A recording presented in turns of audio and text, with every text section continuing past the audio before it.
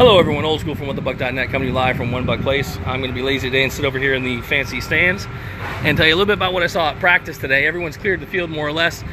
Light attendance, as Ren Dax pointed out this morning. Regular seasons, kids are back to school, traffic was a zoo. I don't know, I'll blame the eclipse, whatever, but energy in general was low. Now, Coach Cutter in the post-game or the post-practice conference said he felt like it was a good practice. Outside looking in, I didn't particularly think it was a great practice. I thought there was some good execution on offense, which was nice to see. But we had a lot of guys out. As reported, there were a number of offensive linemen that were out. There are a couple of them that were by plan. So for anyone who's concerned about J.R. Sweezy being out, it is apparently a planned day out. So we had a bunch of people shifting around. Dotson was out, so we had Pamphil over at right tackle. Donovan Smith was in, and then we had Hawley, Marpet, across the front. So, but in general, the thing that I would like to highlight about today was the connection between Jameis Winston and DeSean Jackson. These guys looked outstanding. They seem to be getting some genuine chemistry. Jameis seems to be getting a feel for DeSean's speed, not just on his comebacks and breaks, but also on the go routes and things like that. He's able to lay the ball out, and DeSean's running under him. That's a really good sign for Bucs fans. Mike Evans seemed to go in. I don't think it was anything important. I don't think anyone asked Coach Cutter about it after the practice, but he was out for the rest of practice after looking pretty good early on. Chris Godwin looked good. The tight ends in general, I thought, had a very good day today, and it looks like the tight end battle continues to heat up, with Eau Claire and Westbrook getting some quality minutes. It'll be interesting to see what their minutes are in the game this week, in the third preseason game, which Coach Cutter has made sure people don't think is a dry run or a dress rehearsal or any of that. He did make a really insightful comment, I thought, in the post-game presser that I think we should all think about as football fans, which is these preseason games are not games. They are steps on the way to the opening game. And as such, what you got to look at them as is an extension to practice where people get to hit. Hey, how you doing?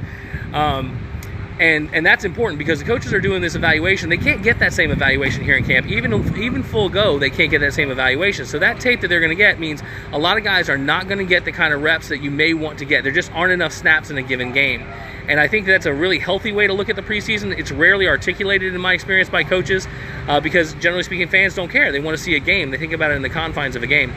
The kicking game today was focused on Nick Folk. Was 4-4 in his first run. Looks like they were playing a variation of horse. I'm not a kicker, so I don't know what the hell they call it.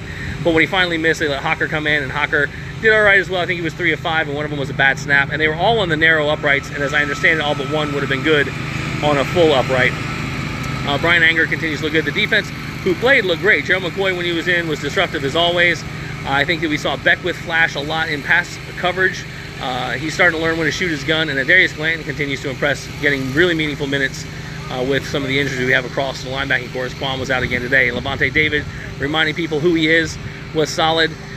But a lot of special teams work today, and like I said, the action just seemed a little bit dry today. I'll be back out again for every other practice, I believe, for the rest of the camp. I see that Scott Reynolds has Beckwith today, so I'm sure Pewter Report will have a good story with him because, like I said, he did splash some today.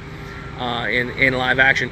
I would like to update you. I don't know what happened while I was gone. Apparently there was some feistiness with the reporting crew. Everyone seemed fine, but Coach Cutter is getting really interesting. You got to make sure you watch his press conferences. My only question is, God forbid we go on some sort of a small little losing tear. How does that tone come across? I love it. I don't really care because I like a guy who seems to tell people what he thinks, and that's what Coach Cutter seems to do. But I wonder how well that's going to wear as the season goes on. Now, obviously, winning cures everything. So if you go out there and rattle off a bunch of wins, no one gives a shit what your tone or demeanor is. So we'll be back again tomorrow. Get this posted up for the podcast. We got a big podcast coming up Thursday. We got Justin Pulowski coming on. We got Keith Larson from the Buckaholics. We're trying to work on one other special guest. We're going to have some pretty cool announcements. We're going to co-broadcast that. I think Justin's going to chop it up and put it on his Bucs Uncensored podcast.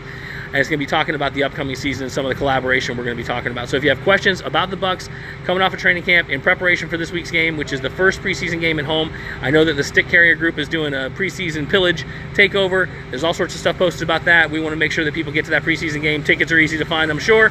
We'll see you there. Go Bucs.